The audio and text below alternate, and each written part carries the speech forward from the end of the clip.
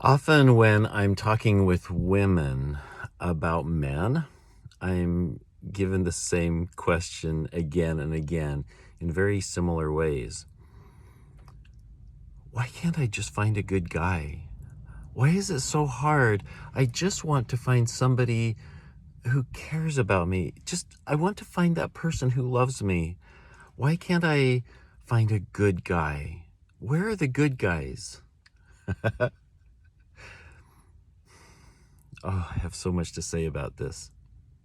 I'm going to tell a story that I made up. This is really intentionally stupid, but hear me out for a minute. I want you to imagine. So this is me speaking with women. I'm focused on discussions with women right now, and men will laugh at this as well. But as a woman, if you think, let's walk through a kind of a visualization. Let's say that one day you realize you just get an idea that you want to go horseback riding. You go to a place that has horses, a big, maybe on a farm, or there's corrals, lots of horses that you can go enjoy. And you go to this place and you see many different kinds of horses, but there's this one horse that you particularly like. It's big and strong and the right color, and it seems to also have a good connection with you. As you approach this horse, instead of jolting and being flighty, it actually comes to you and it's soft, and even as strong as it is, it's gentle, and you pat it and you have that feeling, that connection with it, and you ask the owner if you can ride this horse, and so you go riding, and as you think of where you want to go, it follows your thoughts. You just have to have a gentle motion one way or the other, and it picks up on your hints, and it just goes with you, and you have this really good connection and flow and feel with this beautiful animal. And you finish the ride, and you enjoyed it so much that you continue to come back, and you go ride this horse. And maybe for the fun of the conversation, let's say that you feel you have such a good connection with this animal, and you could say, "Oh, I love this horse." This is where my story intentionally gets ridiculous, but I want you to think through this. Let's say that you take this horse one day with you, and maybe you're a student, you decide to go to class. You have a math class. Okay. And you take the horse with you into the classroom. Of course, that wouldn't happen, but let's say that you did. You go and you're there in the class, and the teacher is giving this lecture on something that's really fascinating to you. You're learning about some concept that is really, really cool. And at the end of the class, you decide to have this conversation with the horse and say, "Wasn't that amazing? The professor really understands these principles," and you have this math conversation with the horse. And the horse isn't very responsive for some reason, and you're like, "Why can't the horse understand? You were in the same classroom listening to the same information that I was. What's wrong? Why don't you relate to this math class the way I do?"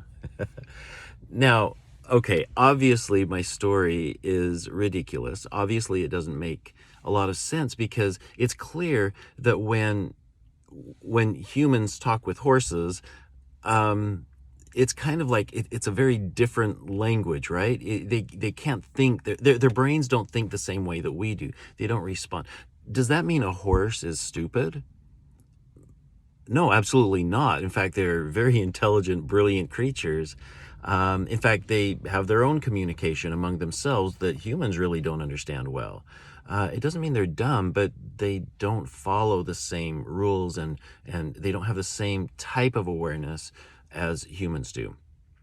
Now, why did I tell this story? Well, women, all men are horses, at least in my story. All men are so different. The way we think, the way men use our brains, we're not stupid. Well, to women, we probably seem very stupid because we can't follow the same reasoning and thought process that women do. Women are brilliant. Women are the brains are so complicated and beautiful and aware. Women have the sense of, so many deeper senses than men can even comprehend. The way that they can watch, maybe, be aware of several children in a room and know what they're doing and be talking on the phone, as well as maybe the television is going or the radio, and what song is playing, and helping thumb through a book, or figuring out what recipe, thinking of tomorrow's plans while the doorbell is ringing, and I don't know, 10, 15 things going on at the same time. Women somehow can connect and be aware of all these things. Men can't. Men are linear. We take one thought process and run with it, and until we get distracted and we have to put that thought on the shelf, and then we can load up new software, new thoughts, and start thinking through a new process. Very different from the awareness that women constantly have about their surroundings. So the first thing I want to say is, if you want to think of men as horses, we're a different species. We're a different breed. We don't have the same mechanisms in our brains that women do. And you may say, but you were in that class. You were with me. You were listening to the same person say the same thing. Well, our responses, our interpretations to the same words is very different than how women respond to similar words. For example, how about the word love? If a man says, I love you, what does it mean? Now, I'm generalizing here, and I'm going with basics, but let me tell you what most men, by default, and again, please don't get me wrong, because different men are at different levels and have different traditions and thoughts, the way they were raised. So this is going to be different for all men. But in general, here's the influence that we have, the way we naturally develop our language and our thought processes. If a man tells a woman, I love you, generally what he means is, in this moment, I'm aware of so many things that I love about you. Your face, your hair, maybe even your scent, your smell. I'm so attracted to so many things about you that I want this feeling. I love this feeling. I enjoy this feeling. I admire your characteristics, the way you say things, the way you think, the way you want to move forward in your life, the possibilities that you have, even the ideas of what I could be like in the future with you. These are the things that come to our mind and what we express. We love everything that we see and can imagine about you right now. The hope that we have to feel that touch or emotion or excitement with you.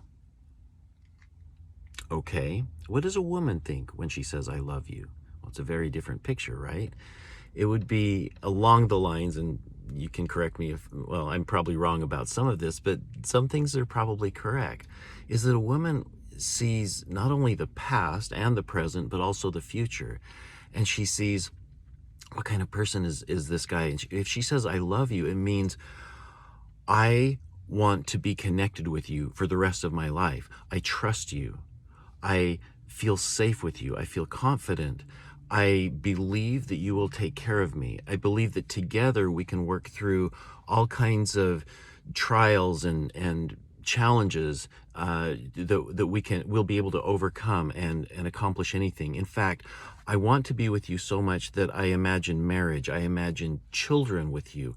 I see what our wedding day would look like, and I immediately can start planning what colors I would want. So all the past thoughts of, oh, what do I want my wedding to look like? My dress, the people that you'll invite, the people that I'll invite. I can see what kind of cake I'm going to have for the wedding, and how the experience will go. I can see after that where we will honeymoon, where we will live, what kind of job you will have, what, how many kids we'll have together, what neighbors we might, the whole thing. Basically, from this moment all the way through to the end of our lives, you can plan that in about 2 minutes. 2 to 5 minutes, you have the whole rest of your life planned out with this person. And when you say, I love you, that carries this whole lifetime of experience in those few words. Is that what men feel when they say, I love you, or when they hear, I love you? No, it's not. At least for most men, it has nothing to do with that. So there's a lot of differences in how we see the world and what we want. In fact, with men, there's some hard truths that women may want to understand about men, that our brains are very temporary, are very limited in scope of what we can hold in our awareness. It's like much smaller amount of RAM, memory, the temporary memory. Women can have hard drives and hard drives, huge amounts of data, and they have instant access to that whole library of information. Men have a small focus, a small window of active memory where we can be brilliant, we can be very direct and clear on how to accomplish something without all the complexities. We're very grounded, and we can help women to see what the, we can help filter through the noise, right? We can be more direct from all of the the complicated different ways of doing things. We can find solutions because we know how to get from A to B. When a man talks, let's say it maybe in the dating scene, if a man talks to a beautiful girl, he can be so attracted to her and want to be with her. He can give all the signs and of excitement and hope and desire to be close to this girl and have a lot of fun with her. When we walk away, it's very easy for us to then be distracted, to take what was on mind and to just kind of shift it back into storage somewhere that we no longer have access to. It's just stored away. And then as we, drive away, we are suddenly interested in, oh, there's a stoplight here. Oh, this person's walking on the side of the road.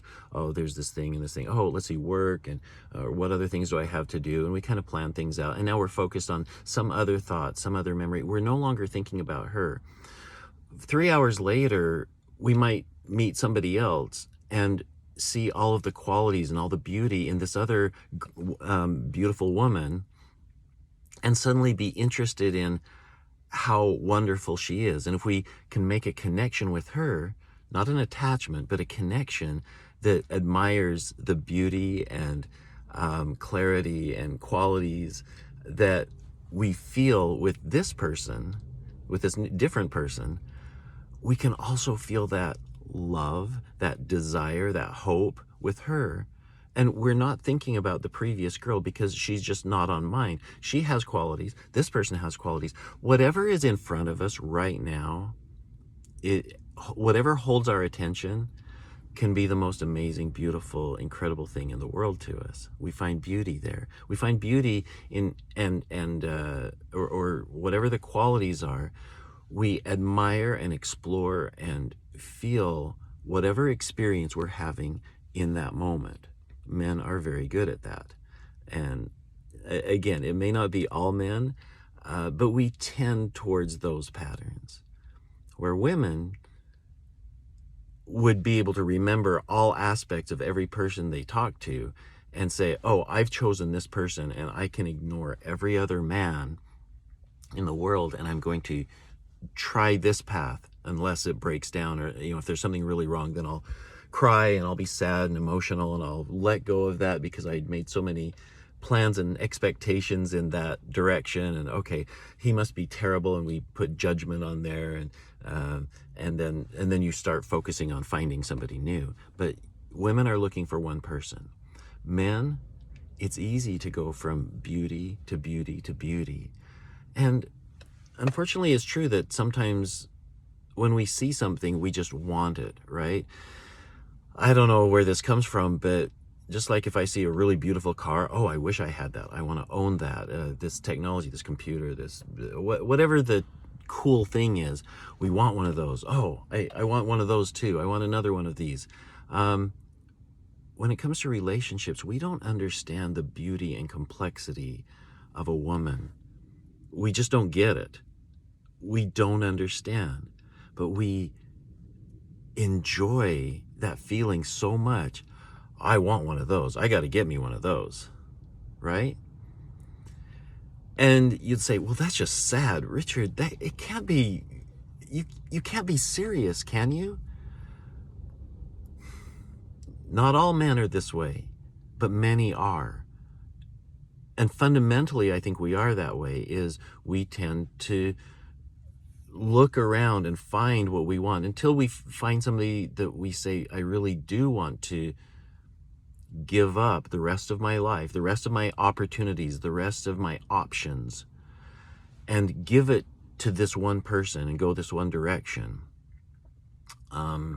Until we make that choice, we're flighty. We want to enjoy everybody. It's hard for us to dedicate to one person. And so women are like, why can't I find that man that loves me? It's a different language. You're speaking a language that men don't relate to. We are not women. We aren't. We don't think the same way. So when a woman says, can I just find that one person who loves me? The answer is no, you can't. You can't find somebody the way you want them to be. They don't exist. There is no man that is like that. Like my horse analogy, if you want to get close to a horse, can you be flighty? How do I say this? Can you go up to a horse and make loud noises and jump around and bang things and no, the horse would run away from you, right? Even if a person would be able to party with you and have fun and jump around and enjoy the dancing, a horse is not going to connect with that behavior. A horse is going to run away. How can you get close to a horse? You need to study. You need to learn the language of a horse. Well, you can't learn the language, but you can start to understand behaviors and patterns of how the horse thinks, how it responds, what its instincts are. All of the behaviors that aren't human, that aren't the way that you would normally think. You have to be able to bridge these two worlds, these two species, in order to connect with a horse and have a good connection. And you can't expect that the horse will love you in the same way. It can't happen. But there can be a bond, right? There can be a connection. There can be love. There can be joy and pleasure and all kinds of excitement and good things coming from a relationship that you could have with a horse or that a woman can have with a man. It's beautiful. The connection is awesome. Find what works. Research, study men. Stop thinking that they're the same as women. They're not. We are not the same. We don't think the same. We don't want the same things. We don't. We don't feel the same things. We can observe when a woman is on PMS, for example, is having a difficult day, is having an emotional experience that, when she had certain exchange with somebody else and she's having a lot of complicated thoughts trying to work through things, when she wants to just be held, when she just wants to be close. Men can't understand. We want to fix the problems. We want to give suggestions. We want to make the pain go away. We don't do things the same way as women. We don't know to just hold you close. We don't know to just listen and let you talk and talk without trying to fix things. We don't know how to do it. We can learn to some extent, but we'll never get it right. We just don't. So you have to learn how to be patient with us, and we need to learn how to be patient with you. We have to study each other. We have to read books on this subject, on understanding the differences. We have to research, right? I'm laughing at a book that I read called Men Are From Mars, Women Are From Venus. We're from different planets. We're designed differently. That's a good reference book if you want a lot of good laughs at the differences between our makeup, how we live, what we do differently from each other.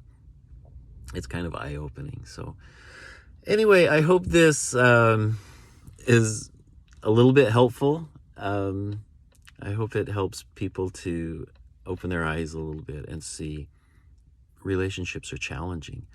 Connections are challenging. But when you try to make a relationship where you have rules and expectations, it's really, really hard for women and men to have relationships. There's a lot that we have to grow through. There's a lot we need to learn and understand about each other in order for us both to be able to enjoy that time together.